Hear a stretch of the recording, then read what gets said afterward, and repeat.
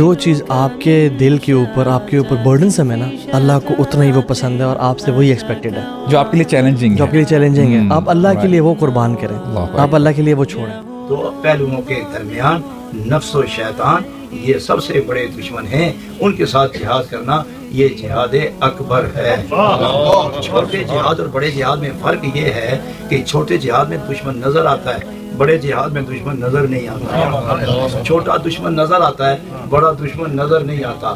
تو دشمن کو، ظاہر دشمن کو تو تلوار مارو، گولی مارو، شیلنگ کرو، پسٹل مارو، مکہ مارو، اس کو کیا مارو گے؟ اس نے تو تمہارے خیالات پر کنٹرول کر لیا ہے، اس نے تو تمہارا دل اپنے قبضے میں کر لیا ہے. تو دل چھڑانے کے لیے، خیال پاک کرنے کے لیے کون سا ہتھیار استعمال کرو گے؟ سرکار دو عالم نے فرمایا لِكُلِّ شَيْءٍ سَقَالَةٌ وَسَقَالَةُ الْقَلْبِ ذِكْرُ اللَّهِ. ہر چیز کی آزادی کے لیے، پاک صاف رکھنے کے لیے کوئی نہ کوئی خدا نے وسیلہ بنایا ہے، مگر شیطان کی قید سے دل چھڑانے کے لیے اللہ نے اپنے ذکر کو وسیلہ بنایا. جہاں زیادہ ہے وہاں دل آزاد ہے، جہاں ذکر زیادہ ہے وہاں آزاد ہے. گویا ذکر الہی قید سے چھڑاتا ہے، شیطان کی قید سے چھڑا کے اللہ کی محبت کے اندر قید کر دیتا ہے. ذکر شیطان کی قید زنجیریں توڑتا ہے، نبی کے خلق اور عشق کی زنجیر کے اندر باندھ دیتا ہے.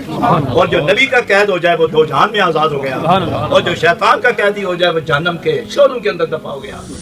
میرا نفس بھی فرعون سے کم نہیں ہے، اس کے پاس لاؤ لشکر تھا، اس نے زبان سے بھی کہہ دیا تھا انا ربکم الاعلی، میں ہوں خدا.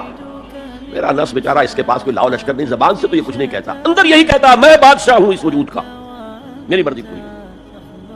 Struggle against this baser self. ایک سیلف ہے اونچی سیلف، خود ہی انا ایگو، اور ایک ہے یہ بیسر سیلف، یہ ہماری جبلتیں جو اندھی بہری ہیں، جو حلال حرام سے انہیں کوئی غرض نہیں، ان کے خلاف جہاد کرنا. نبی صلی اللہ علیہ وآلہ وسلم نے فرمایا میں اپنے بعد تمہارے لیے عورت سے بڑا کوئی فتنہ شمار نہیں کرتا.